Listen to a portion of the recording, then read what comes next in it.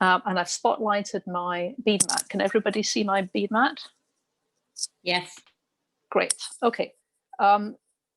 Because it's a big group, there could be as many as 50 people on today. So because it's a big group, I'd encourage you to keep your self muted, but have no reservations about unmuting and asking questions. This is pretty informal. I just want to make sure there's no barking dogs and crying babies in the background. Okay, great. So welcome everybody. This is a really fun project.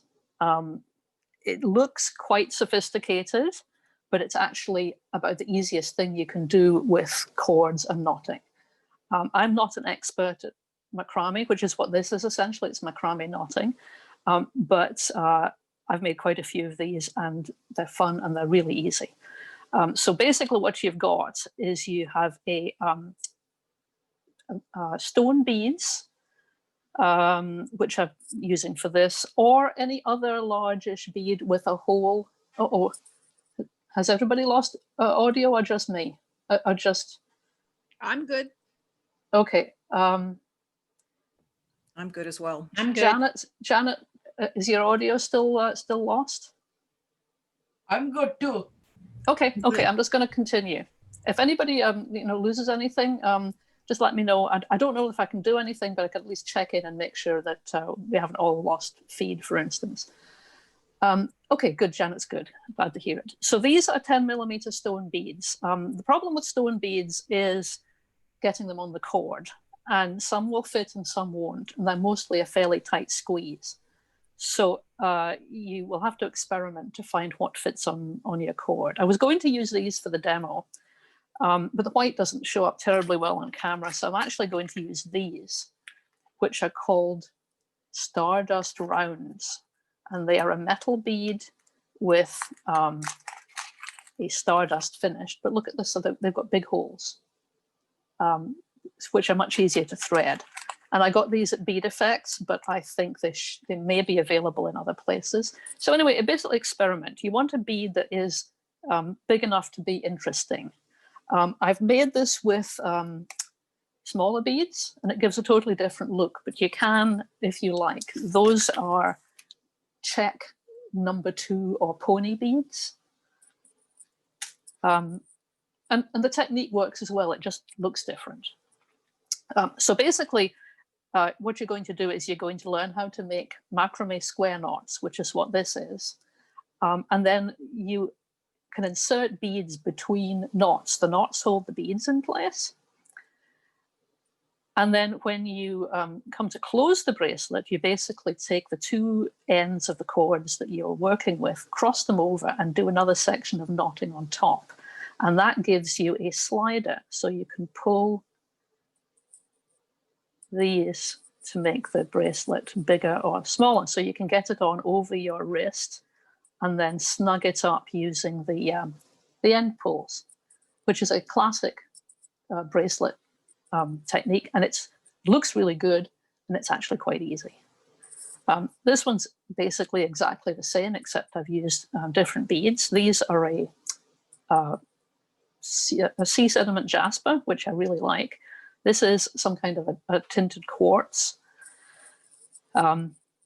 Same thing, and the only other difference is I put different beads on the dangles. You don't have to use these, you can just put a knot, but you need something to stop the cord from getting pulled through the knot. If you had nothing there to stop it, you could just pull this straight out and then your bangle wouldn't work. So that's what we're going to do. Oh, and here's an option. I made one that just had a single bead on it, but this is exactly the same construction. So if you want something that's more minimalist, that's a pretty idea. Right, so before we actually get started, are there any questions about the project sort of in its entirety? When we're going through the beads, you're going to put 2 strands of cords through each bead. Is that correct? No, you're only going to put one. You only got one strand. And it's hard to show until we get going, but basically the beads are only on one single strand of cord. Okay, probably the simplest way to explain this is to actually get started. So let me do that. You need to learn one technique before we get into the project. So I'm going to do a little demo of how to do a macrame square knot before we actually get round to cutting the cord and starting the project. So I'm going to just move that out of the way, and I'm going to use a clipboard to hold everything in place. I've got beads running everywhere on the table, so just want to get those together.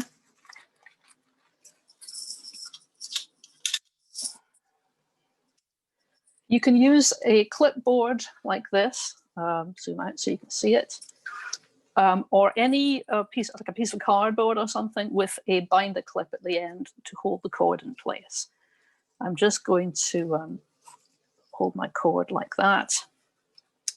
And at the other end of the clipboard, I've got another binder clip. You don't have to do this, but for the purposes of demonstration, it makes it all a bit neater. I'm going to clip it at the other end, and then I'm going to stick a pen underneath, just so there's a bit of a gap under the thread. Okay.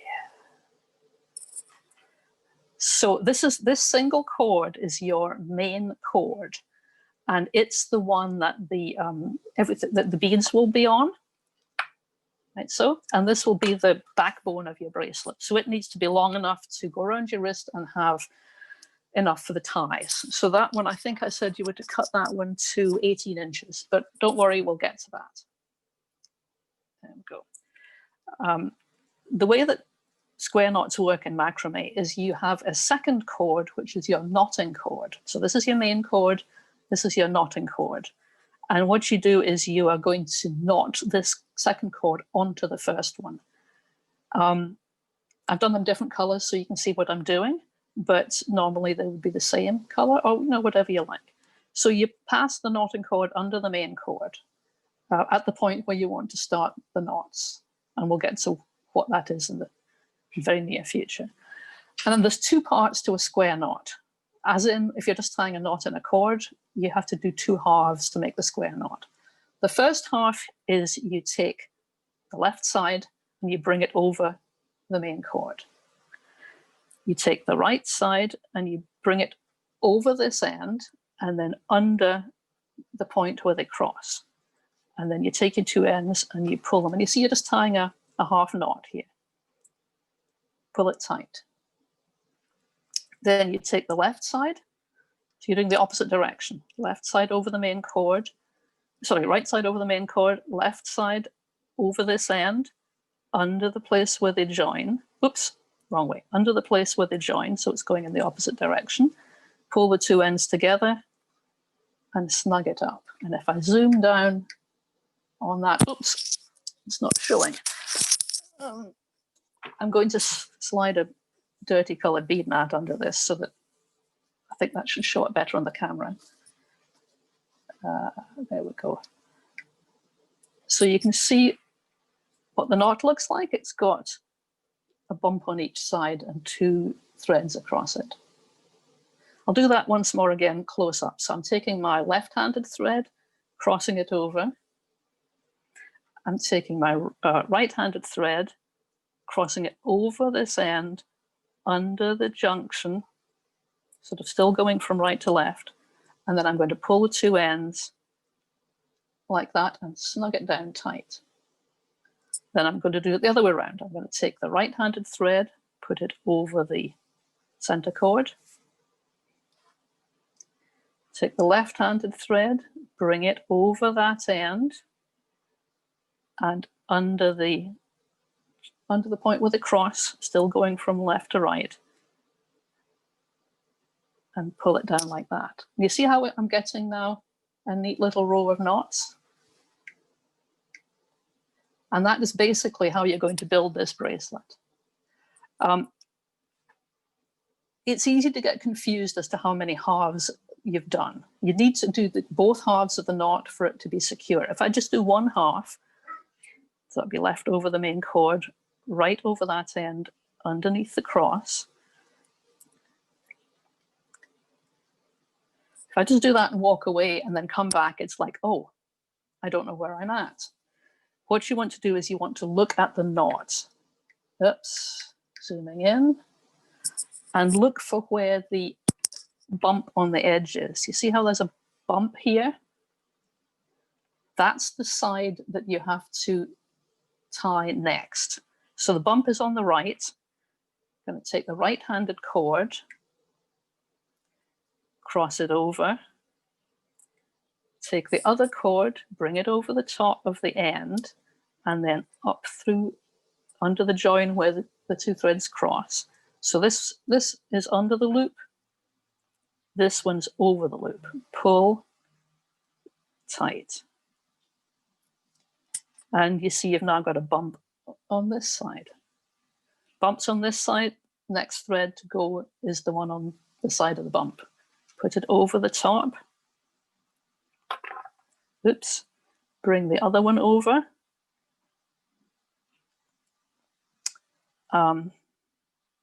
Over this end, under the place where they cross. Pull them tight. And you can pull these knots really quite tight. You want this to be firm. This is the backbone of your bracelet. I'll do one more at a different zoom again so you can see the whole thing happening. So the knot is on, the bump is on this side. So I don't start with this end, I start with this end. Bring it over the top.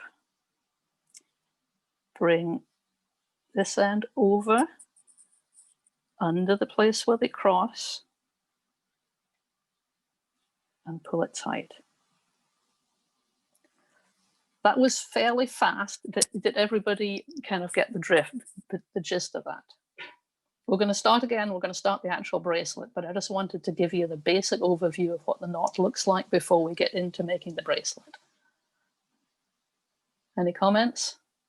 That bump clue was great. Yeah, that nobody tells you that. That is something I figured out from a comment somebody made in passing in a tutorial. It's like, oh my God, that's so useful. Okay, so I'm going to take this off the board and we'll start the actual bracelet. This is just a piece for future use. So you need, per your instructions, 18 inches of cord for the main cord. If you have a very big wrist, you might want to use a little bit extra. This stuff is cheap, so don't worry about, using, wasting it. It's less than $1 for 5 yards. So 18 inches of cord for the main cord and 40 inches for the knotting cord. Again, a little bit more if you've got like a 9-inch wrist. So I'm just going to do that. I've been buying this in spools because I'm using quite a lot. So let's cut 18 inches-ish for the main cord. Put that aside. And approximately 40 inches. So let's say that's 12 and 20 and double it. And that's 40. This is all very rough. Doesn't need to be exact. Now, this next bit might slightly confuse people.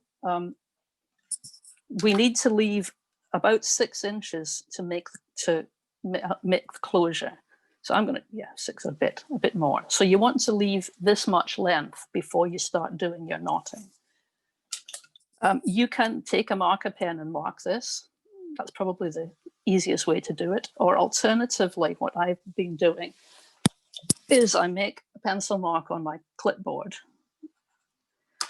put that piece here, and then clip the cord into the clipboard. So that pencil mark is about the 6-inch mark on my cord. Again, it's not hugely critical, but just so you don't accidentally end up with no cord at the end for doing your fastening. So, and again, I'm going to use a clipboard to attach the bottom end, and I'm going to put a pen underneath it to give me a little height. And that way I can get my fingers under it. If it's flat on the board, you're always fussing with it to get the cord end under. That's the trick to all these TikTok videos of people doing it fast, is having the cord raised so you can get under it. I don't know if you've seen any TikTok videos of people doing macrame, but they're quite fascinating. So I've got my long piece of cord. So this is the main cord, this is the knotting cord. And I'm going to pass it underneath so that the midpoint, approximate midpoint, is here. Now, this is tricky because we're starting it, and this can move around. So, you know, be prepared to fiddle a bit. You can even use sticky tape if you like to stick this down. I don't find that's particularly helpful myself, but, you know, your mileage may vary. So these cords are longer. They're going to be a little bit more awkward to handle. So are we ready to have a go at this? Okay, here we go. So I'm going to take the left cord, put it over the main cord, so it's on top. Let's get this out of the way. I'm going to take the right cord. I'm going to take the end of it over this cord here and then under the crossing point and bring it up through the loop on the opposite side. Just make sure that doesn't move. So you can see I've got my knot formed here, and I'm going to tie it about here. Bring it, you know, nice and tight. And then the second half of the knot, I'm going to take the cord on the right-hand side, put it over the main cord, take this cord over the tail and under the place where the two cords cross. And you can see this is just like a single overhand knot, but the two go in opposite directions. And then when I pull this together, nice and firm, you get a nice square knot.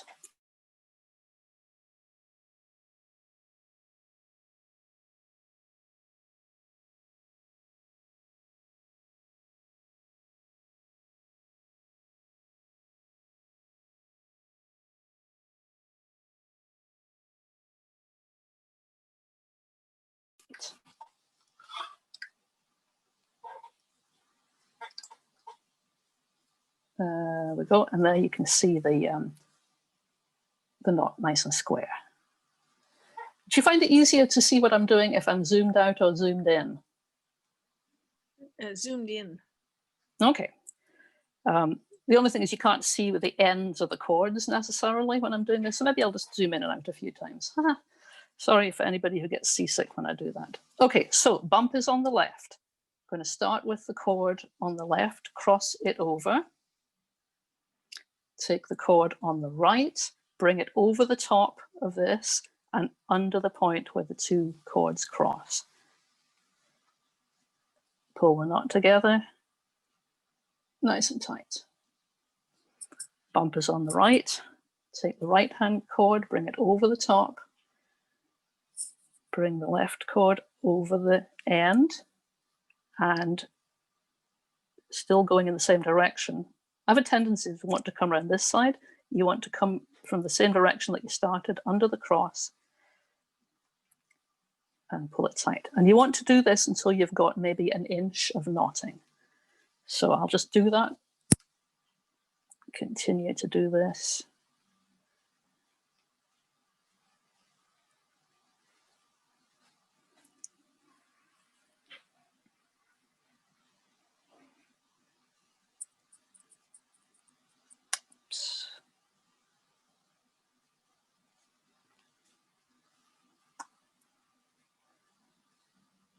I'll do it at a further out zoom in case anybody wants to see the ends more carefully. So bump is on the left, bring the left cord over, bring the right cord over this one, under the cross.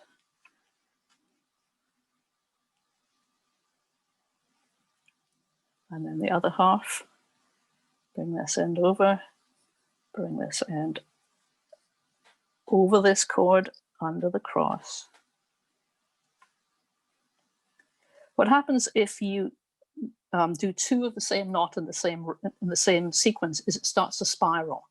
So each of these knots is, one knot pulls it clockwise, one knot pulls it anti-clockwise. So if you keep doing the same half knot over and over, you'll get a spiral. So you can see I've got bumps down both sides. If I do the wrong one at this point, which would be this one, I won't tighten it tight so I can take it out again. You see how it's begun to twist?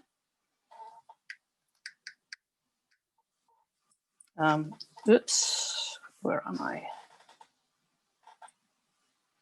See how there's 2 bumps here and it's going backwards?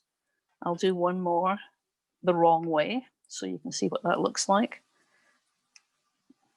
Now, there is a whole series of things you can make where you do a deliberate spiral. So you see how that's now going off in a spiral? So you can see how that would actually look quite pretty if you were intending to do it, but that's not what you're intending to do. You want this to be flat. So I'm just going to unpick those. A blunt darning needle or a sharp pointed tool like this is actually quite handy for undoing the inevitable mistakes. So here I am back where I was before. Just tighten this up slightly, it's getting a bit loose. Bump is on the left. So I need to do a knot that starts on the left. And of course you can't see the ends because I'm off camera, but you can see the knot closing down and introducing a bump on the right. So I'm bringing the right cord over, bringing the left cord up through the middle, and there's the knot.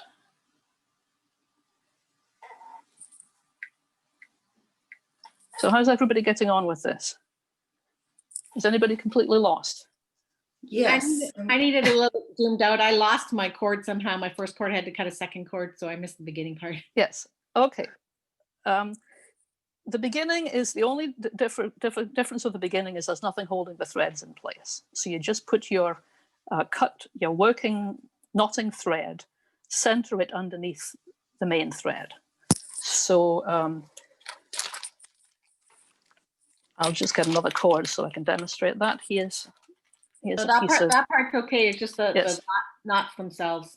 Okay. No, that's not okay. If you could do that like you were going I'll to. start this again. Okay, so here's another piece of cord. The knots are exactly the same, so you're learning both things. So center it, so the middle of it is, approximate middle of it is on your cord, wherever you want to start. And then take the left-handed end and lay it over on top of the main cord.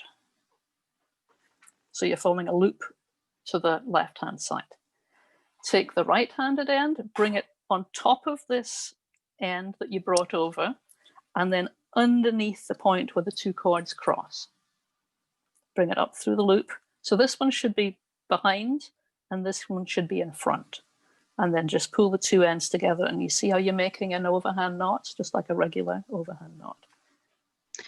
I have a question about the tying cord. Should it be starting to look longer on one side than the other, or should it be even? It should be approximately even. Oh, okay. If you start it even, the only way it can be shorter on one side. In fact, there isn't really any way it can be shorter on one side. So, does your knot look like this? Yeah, I think it does. Yeah, and that means you probably didn't start with it even. That very first knot, it tends to drift. If it's not too bad, if there's only a couple of inches, you'll probably still have enough cord. So I wouldn't worry about it. Okay, thank you. Okay, so going back to the red cord, we've only done half the knot at this point. So you can see it's kind of sticking up. We started on the left, we're going to continue on the right. Let's get out a bit further. So I'm now taking the right-handed cord, bringing it over the middle. So it's lying on top of the main cord. Taking this cord over this end and then under the join.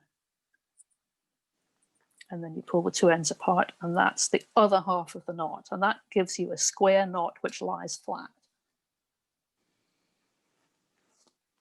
Is that helpful? Yes, thank you. Okay, and then you just keep on doing that. But you need to do the 2 halves so that it continues to lie flat and not spiral. And the bit about the bump is that these little bumps at the end indicate which side you start from next. So the last bump is on this side. So this will be the next chord that you will make your bend in. Okay. I'm just going to unpick this. And then I'm going to give you just enough time to make about 1 inch of knots.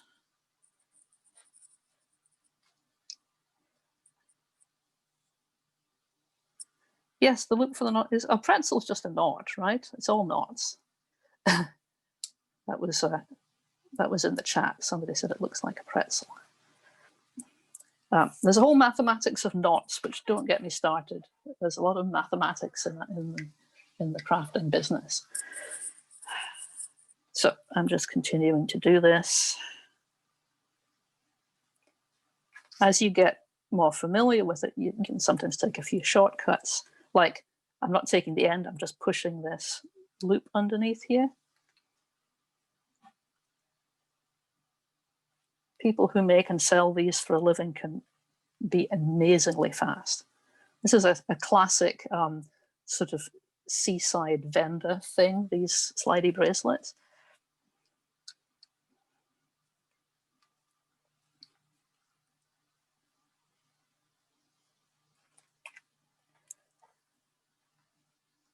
Now, it kind of depends, how much you make depends on how big your wrist is. That's about enough for me, I think. So that's 1, 2, 3, 4, 5, 6, 7 knots. Now maybe do one more.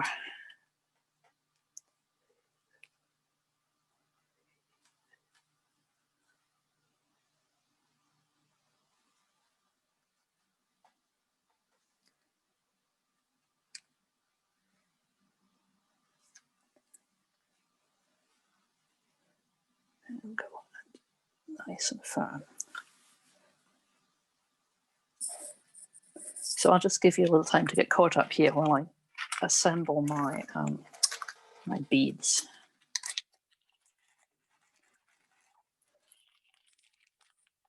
The next bit kind of depends on how big your wrist is and how long you want the beaded section to be. So you're going to have to take it off the board and try it on at some point, which you can do. These knots are very stable and they won't come undone if you release the tension or anything. They're all very, especially this wax cotton cord is good for this because the knots don't come undone.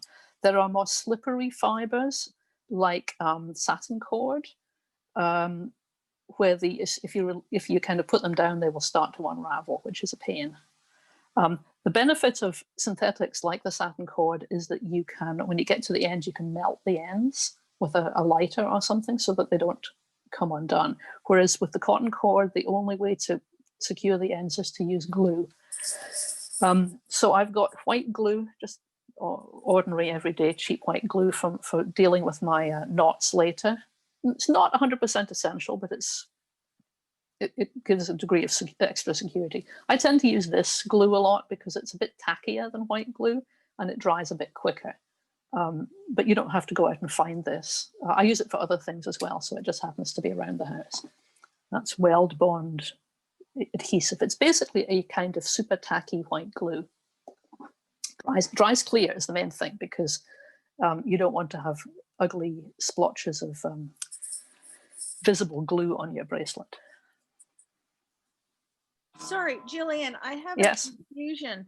Yeah. The number 2 on your written instructions tells us to string the beads on. And I didn't do that yet. I'll do that now. This is your main cord. Okay. Could you have us do the 1 inch of knotting after the beads? Doesn't really matter. The beads are just they're just here so you can use them in the future. Okay. We're not doing the knotting after the beads, we're doing the knotting before we get to the beads. So that was just setting up in the most efficient way so that the beads were already there when you needed them. Okay. So I'm just doing that now. I'm just stringing the beads on my cord. And whenever you have a chance, you don't have to put them on all at once, but whenever you get a chance in the process, just string the beads. My most useful piece of advice is make sure that they can't fall off. So either tie an overhand knot in the end of the cord that should be enough to stop them falling off, or, you know, some other technique. I'm just going to clip this back to the clipboard. And then I've got beads that I can bring up and start including in my bracelet. That was what I meant about pre-stringing them. Sorry. I should follow my own instructions. I tend not to read when I'm teaching.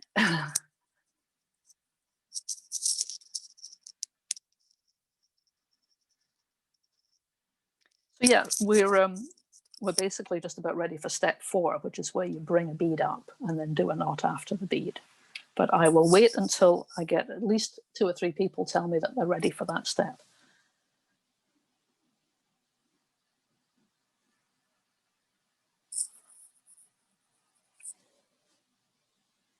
And it's only about 12 o'clock now, so we're doing good for time. This is a surprisingly not a long-winded project. You can do it quite fast. And with a tiny bit of practice, you can do it very fast.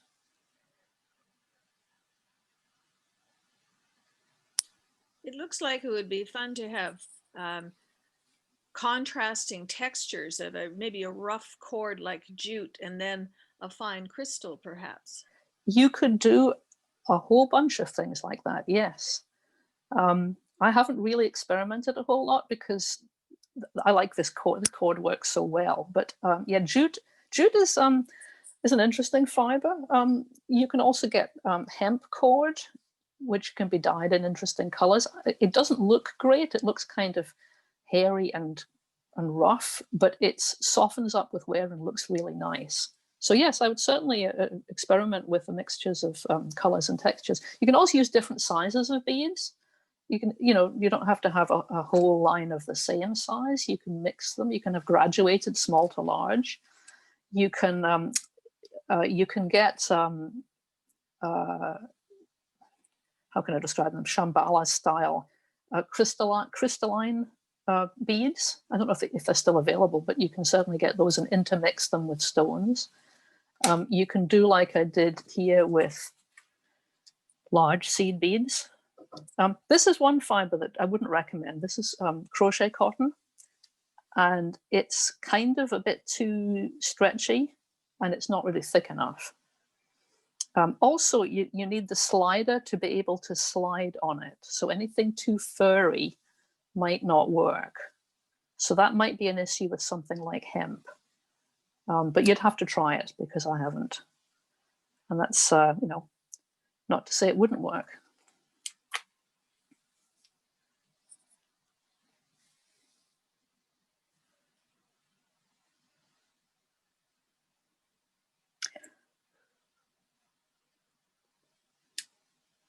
But I'm mixing these sparkly beads. I don't know if it's obvious, but let's zoom in. They're just a metal bead, but they've got a textured surface, so they're kind of glittery. But you could mix those with plain shiny metal beads, and that would be an interesting effect.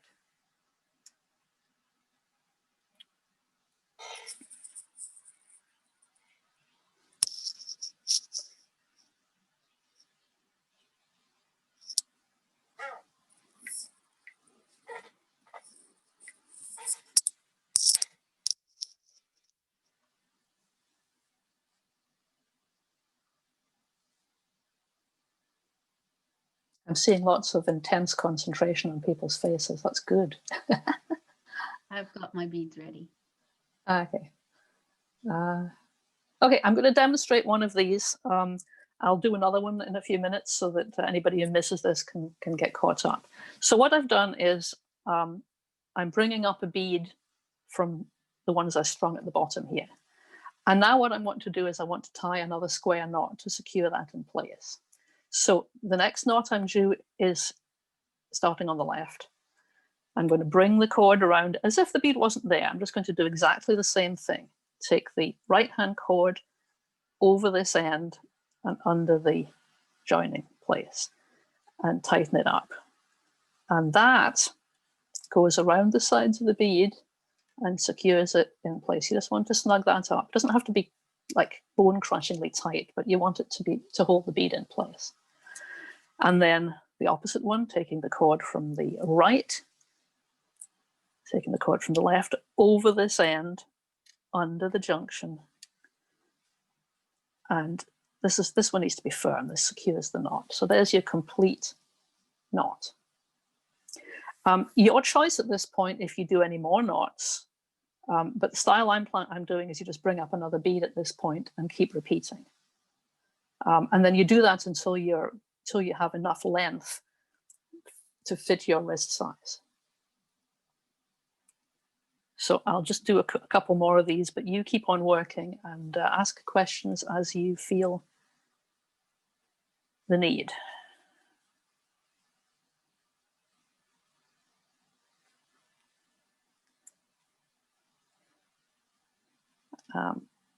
And for the sake of the video, I'm going to zoom in for the next one so that it's, so you're seeing it closer. Will that focus? Yes, that will focus.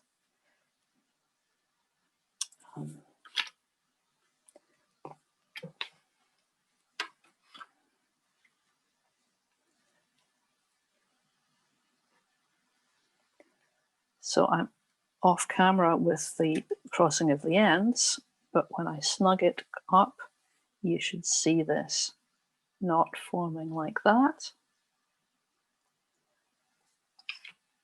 Like that. And then the other half of the knot, like this. And the knot snugs up like so, and then you pull it nice and tight. Okay. And I'll just leave that there until people have a chance to do that. For my size of wrist, which is a small wrist, I used 7 stones, which is also a mystic number. But you can alter the size in a number of ways. You can add more stones, you can add more knots between the stones, or you can add longer headers and footers. You ideally want to have the run out at the end of the bracelet the same length as the lead in at the beginning, so it's symmetrical.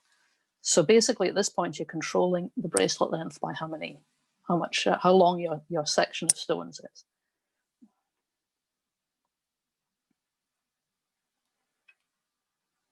Everybody good with that?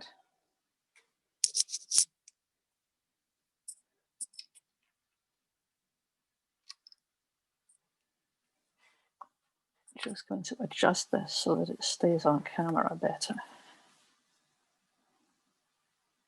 This is not my usual setup. It's taking up more space than just beading on a bead mat, which is what I usually do. So apologies if I'm fussing a little with this.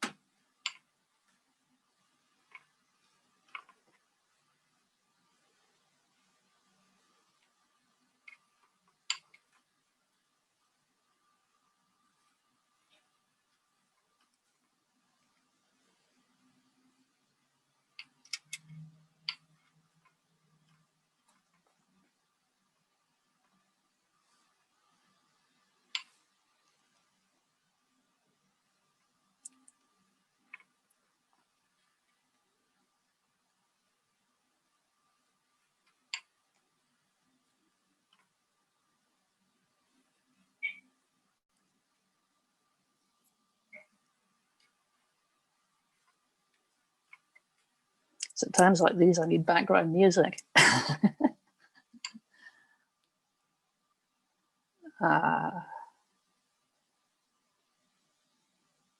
Okay. It looks like the cords are getting easier to work with as they get shorter. Yes, they are. All of these, whenever you're tying knots, long ends are a pain, but you need the length. It's hard to add cord if you run out. But yes, they certainly get easier to use. Also, this stuff gets a little softer as you work with it. So there's that as well. Okay, I'm going to quickly check the length of this against my wrist. I kind of know it's too short, but I'm just going to try it for size. And you can see that this isn't coming undone, so I can play with it. So this is going to be what it looks like. So I need to leave room for the slider. So this is still too short. I need this to come around to about here and this to come here. So I know I need one more bead and then that length of knots. So you don't want to keep going until this actually fits your wrist though, because if you come all the way around, there'll be no room for the slider. Your last chance to adjust for size is to make the slider longer or shorter, because if I put on, let me see, I'll put on the sample and show you what I mean.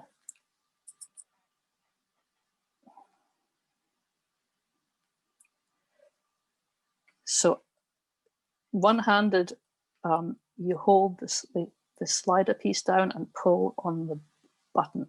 You can do it with your teeth if you're not fussy, but so you see what I mean? When I pull this to fit me, the slider fills the gap between the two ends. So you have to leave enough length to have room for your slider, if that makes sense to people. But my mistake, the first one I made, and other ones I've made, I just keep on knotting too long and end up with a bracelet that's too long. There's no room for this piece. So make sure you leave a gap between the ends that's long enough for your slider. That makes sense? Yep. Okay, so I'll get this one back on the board, do one more bead and check in with everybody. And then we can move on to the next bit.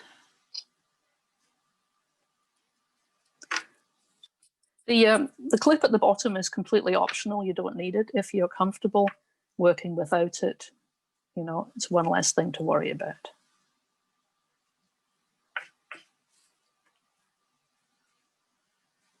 But actually, it does make life a lot easier.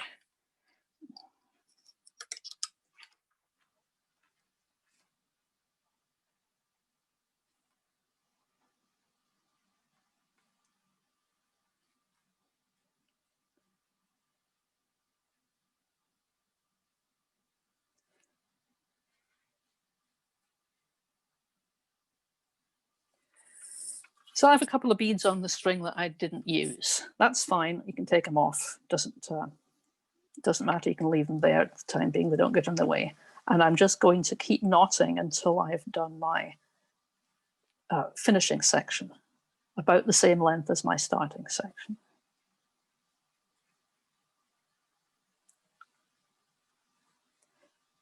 I'm pulling these knots quite tight. You don't want there to be any air in these. You don't want to be able to see through it. You want it to be nice and snug. And this cord is very strong, so it's not going to break.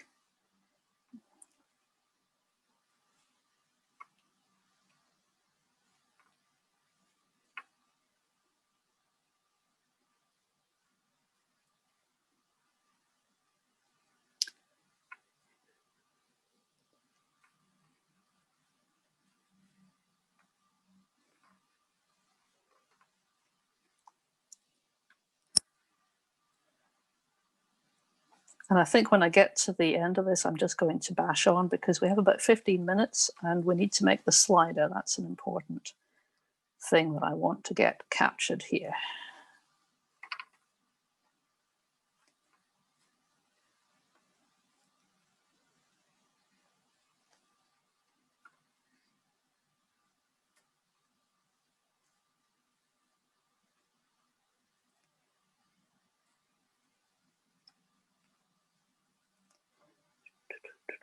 So I think I had 8 knots on each side before. 1, 2, 3, 4, 5, 6, 7.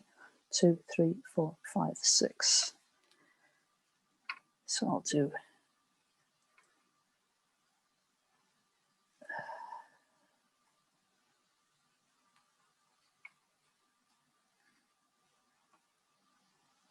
that, and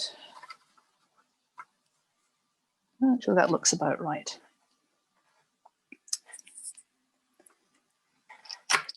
Get rid of my extra beads.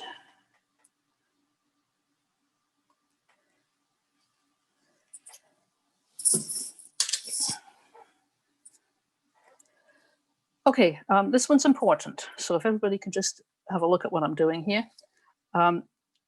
At the moment, there isn't really a right side and a wrong side, but you do have the choice. If one side's looking nicer than the other, you get a choice at this point to decide which is front and back. I'm not going to worry about it particularly. What you're going to do is you're going to take your two knotting cord ends and you're just simply going to do an overhand knot. This is, you need to finish off the ends here. So you're going to do simply have an overhand knot, and it's going to be on the back. Whatever side you do this on will become the back of the bracelet, because that is going to be a finishing knot. You need to put a little bit of glue on it, because that is what's holding your bracelet together. So you can actually put a little bit of glue inside that knot before you close it, if you like. I'm not going to worry about it too much here. Normally, if you were doing this for reels, you'd let it dry a bit before proceeding, because the glue is what's going to hold that piece together. Then you're going to clip it off short, and that is the end of your knotted section. Again, if you were using a synthetic cord, you'd take a lighter or a thread burner and burn the ends, and that would make them nice and secure.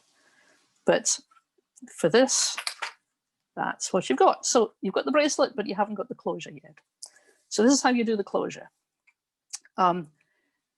You take your two ends, making sure that your inside is on the inside or not. Actually, at this point, you can still change it, so don't worry about that too much. And you want to cross the ends over so they're going in opposite directions. You've got lots of thread to play with here, so don't worry exactly about how where you do it. And you're going to clip this so that the two parallel threads are held together. So I'm putting it in the clip like that. The bracelet itself is just going to get in the way, so move that out of the way as much as possible. And you want these two cords parallel to each other. Then you're going to take an extra length of cord. And I said about 18 inches. That's probably plenty, but let's do what I said. And this is your new knotting cord. And these two strands here are your new main cord. So you're going to do square knots onto this pair of cords using this new cord that you just cut. So take the new cord, double it, place it under the new main cord here. So you captured both of them. Doesn't matter exactly where you do it because it's going to slide. This is going to be your slider. And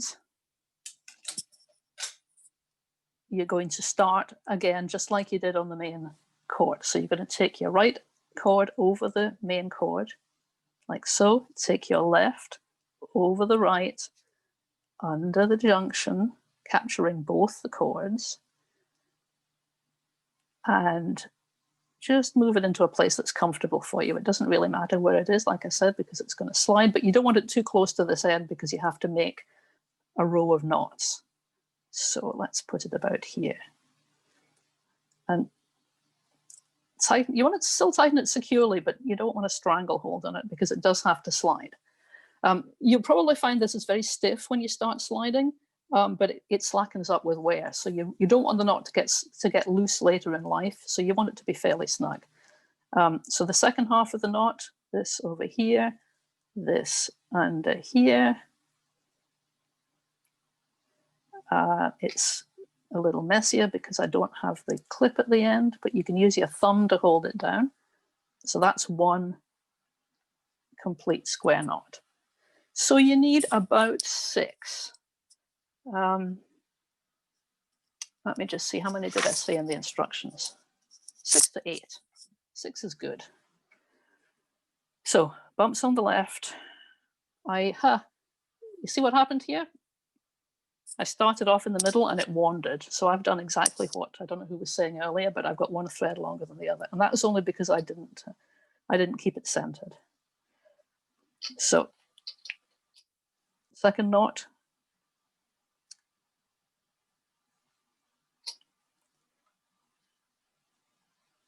This should still be plenty. 18 inches is loads for this. In fact, I think what I might do is I might just cut off the excess because I don't need that. So that's the first half of the knot. This is the second half of the knot. Making sure you go under all the cords. So that's knot number 2.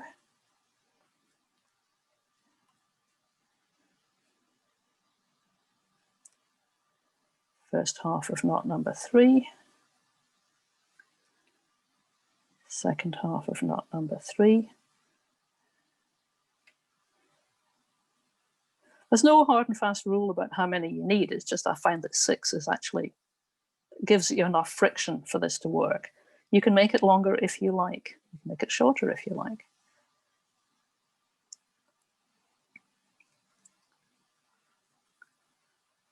It's number 4.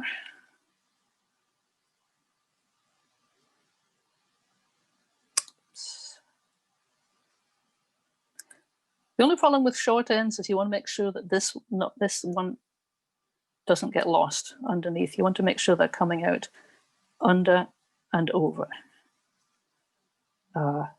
If that makes sense. I'll try and illustrate that from this side.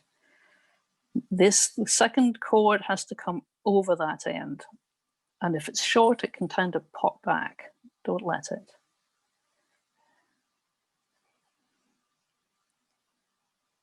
So that was the 5th, and this is the 6th.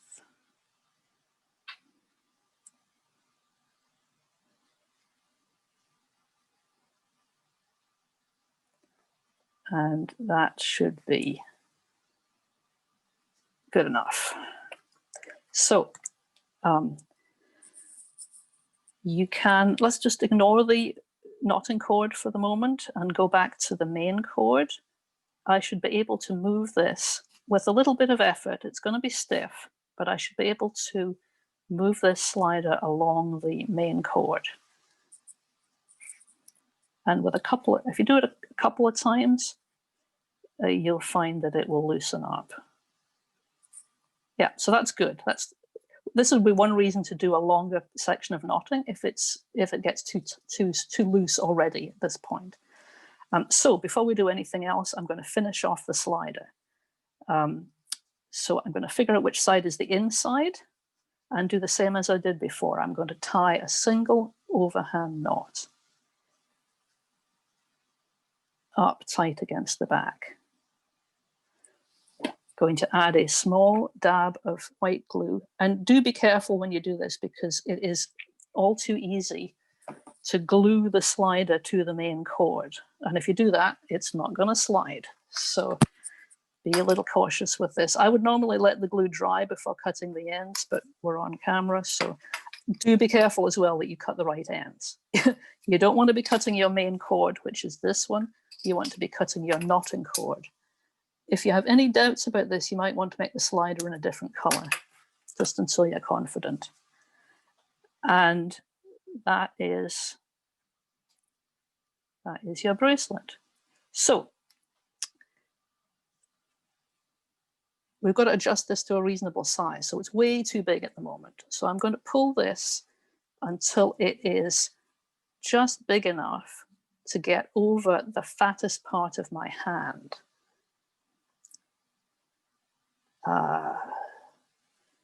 This is where an extra hand would be helpful.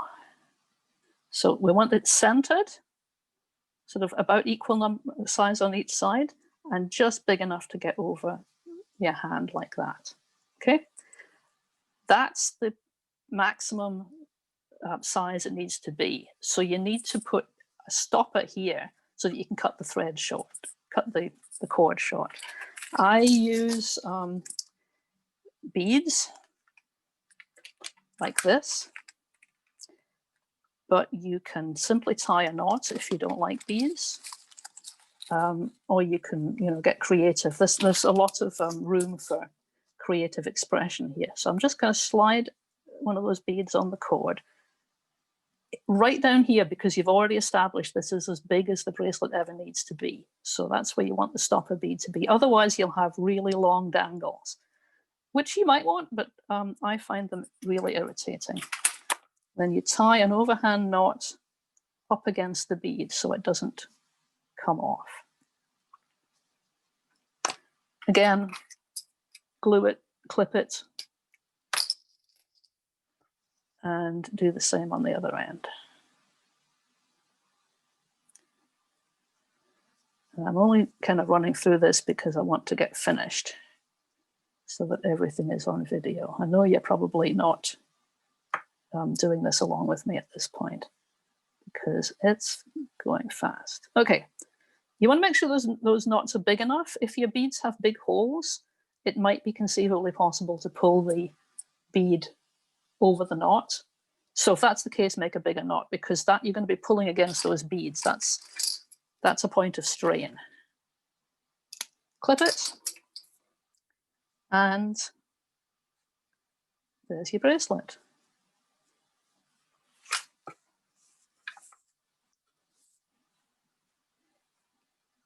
And I can go back, and I've left some ends a little fluffy here. I'd make sure that when the glue dried, I'd go back and clip off the fluffy bits on the ends here. You see how that's a little rough, but I was doing it in a hurry. Anyway, that's the inside. So the outside looks nice.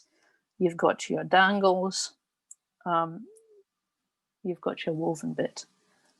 Any questions? Fantastic. Yeah, isn't this cool? And it really isn't hard. Not a question, but I have a purchased one from long ago, and it's always marveled me how it was done. So now I know it's a secret. Yes, I agree. I can see it becoming a new obsession. Oh, they're fun to make, and Thank you. Macrame sounds like such an old-fashioned thing, but it's very functional, and these are very durable and wearable. The only problem when they're new is that they're a bit stiff, so actually getting them on is a little bit of a struggle. So I tend to use my teeth, but it's like you can't do that when you're on camera in public. It's like it's just not cool. but there you go. See how that fits? See how the slider completes the length? Now you can make them so they fit different people, but if you're making it for yourself, don't you want it to be a snug and seamless thing? And I really like those glittery beads. If you want to get them, as I said, BeadFX has them. That's the information. But you can probably source them from lots of places. Right. Any other questions? Thanks very much, Jillian. Yeah, you're very welcome. Thanks, Julian. I'm glad everybody had a good. Anybody want to show me what they've done? Oh, you're on mute, Sonia, but that looks lovely. Yeah, I didn't have any glue, so I have to tie the knot still, but I like it. It's really nice. They're great. Are they? What are the beads? I got them in India, one of those. Oh, yes. In a bead store. So I forget what he said they were, but it was just a plain bracelet, and I knew I bought it for the beads. But yes, you got large holes in them. That's gorgeous. I really like that. Yes. Sherry, I see something on your wrist. That's lovely. Do you want to unmute and tell us about it? Yeah, it's wood beads, wooden ones. Like the only thing I could find that had big enough holes. Yes, they're nice though. They're sort of faceted wood beads. Yeah, wood beads. Yeah, faceted. Yeah. That's so cool. Okay, I'm just going to turn the recording off. I suppose I should have done that.